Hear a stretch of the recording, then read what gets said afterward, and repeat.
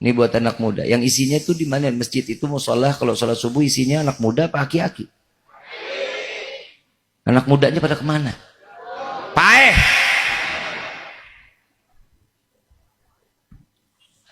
Pokoknya saya bilangin kepada DKM, orang tua, kalau ada anak muda yang sering sholat di masjid, kalau meninggal disolatin di masjid, nggak apa-apa.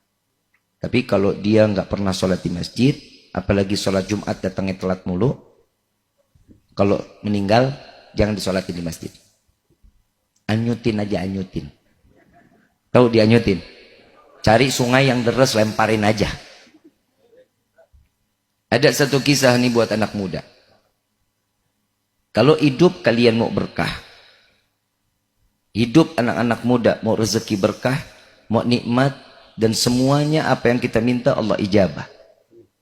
Ada satu kisah di mana anak muda yang tiap harinya gemar sholat di masjid, walaupun hanya sholat subuh, dia berjamaah, sisanya dia kerja. Dia mungkin sholatnya sendiri.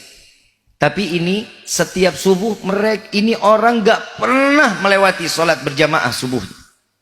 Satu waktu syaitan izin sama iblis. Syaitan izin sama iblis. Iblis, izinin saya ya. Ngapain? Tuh mau goda nih anak muda. Sok. Iblis ngomong sama Allah, ya Allah, anak buah saya menggoda ini hamba, boleh nggak? Silahkan aja kalau mampu. Ini anak muda bangun tidur, mandi rapi-rapi, pakai baju wangi, pakai kain sarung, pakai peci. Dia jalan ke masjid, begitu di tengah jalan kesandung jatuh. Belumuran kotoran. Dia bangun lari masuk lagi ke rumah. Begitu dia selesai masuk ke rumah, keluar udah rapi lagi. Pakai bajunya diganti, kainnya diganti lagi. Begitu udah mau sampai masjid, jatuh lagi. Balik lagi ketiga kali, dia mandi, dia rapi-rapi, dia jalan lagi. Ada orang tua gandeng tangannya. Wahai anak muda, tadi saya lihat kamu jatuh terus. Biar saya pegang tangannya. Boleh Pak, silahkan. Mau kemana Pak? Saya mau antar kamu ke masjid. Katanya orang tua. Mau diantar? Begitu udah sampai di masjid, ini anak muda ngajak ini orang tua. Ayo Pak, kita masuk ke masjid sama-sama. Enggak.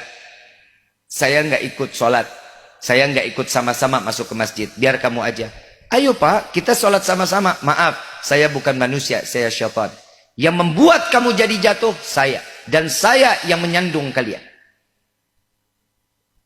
Saat sandungan pertama, engkau jatuh, aku tertawa dan rajaku tertawa. Tapi tatkala engkau keluar dari rumah dalam keadaan bersih, rapi, dan ingin sampai ke masjid kembali, maka dosamu dan orang tuamu diampuni oleh Allah. Begitu sandungan yang kedua, engkau balik ke dalam rumah, aku tertawa dan rajaku tertawa. Begitu melihat engkau keluar bergegas untuk jalan lagi ke masjid, satu tetanggamu kanan kiri, semuanya dosanya diampuni oleh Allah. Jika aku berikan sandungan lagi yang ketiga, sudah dipastikan jika engkau tetap menjalankan ibadah di masjid, maka satu kampung dosanya pasti akan diampuni oleh Allah. Jangan amin doang, PA. Anak muda yang dicari itu kuat di dalam ibadah. Anak muda yang hidupnya mau berkah, contoh, maaf, saya ngomong aja, Ridwan, saya yakin ibadahnya Masya Allah. Setiap Senin ada dia di majlis. Siangnya kerja cari nafkah. Coba kita lihat, ini satu yang diajarkan oleh Nabi, diajarkan. Nabi kerja, Nabi orang yang udah dipastikan penghuni surganya Allah. Sebagai pemegang kunci surganya Allah, Nabi masih kerja, masih dakwah, masih ikut di dalam hal setiap kegiatan, baik pun dunia maupun akhirat. Dan hitungan dunianya termasuk di dalam amaliyah, di dalam kehidupan akhirat. Ini anak muda sekarang yang kita lagi kebayang, anak muda gagah-gagah, mainnya judi slot.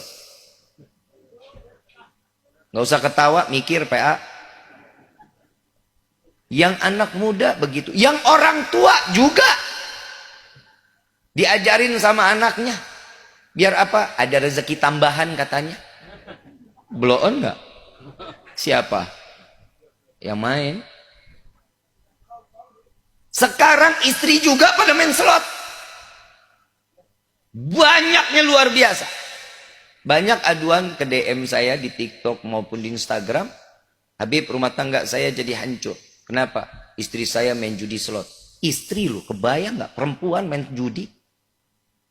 Yang laki begitu juga. Semua jadi hancur rumah tangga. Karena sesuatu yang haram masuk ke dalam rumah tangga, maka rumah tangga tersebut tidak akan ada dikatakan di dalam keberkahan di dalam rumah tangganya.